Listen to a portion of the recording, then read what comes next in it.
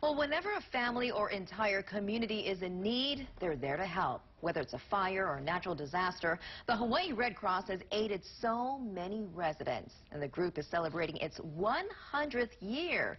Joining me to talk about it is Coralie Chun-Matayoshi, CEO of the Hawaii Red Cross. Good morning again. Good morning. Thanks for being here. Thank you. So, 100 years. Yes, it's a really big milestone. We began actually in 1917. We were officially chartered, but our humanitarian work began when Princess Kailani, along with 300 other women, took care of sick and injured soldiers en route from the Philippines during the Spanish-American War. And in 1917, Queen Liliuokalani sewed a Red Cross flag that soared above Iolani Palace while Red Cross volunteers rolled bandages in the throne room of Iolani Palace. Queen Liliuokalani was an avid supporter of the Red Cross. One of the last things she did was, seated on a wheelchair on the veranda of Washington Place, she handed us a check for $100, which in those days was a lot of money. And she also encourage others to do the same. She said, "None should evade giving his share in proportion to his earnings to the Red Cross, the one organization that makes no distinction in its efforts to reduce the suffering of mankind."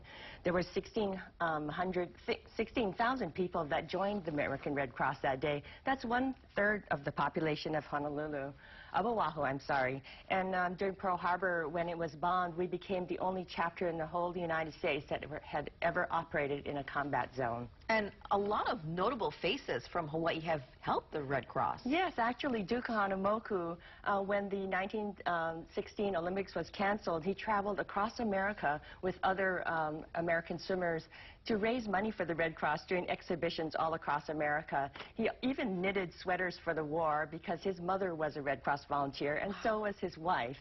Another notable figure was Senator Danny Noy. At 17 years old, he was a Red Cross volunteer who knew first aid, and as the bombs were being dropped in Pearl Harbor, he rushed over there and didn't come home for 5 days helping everyone. Speaking of volunteers, you're always looking for volunteers. We are.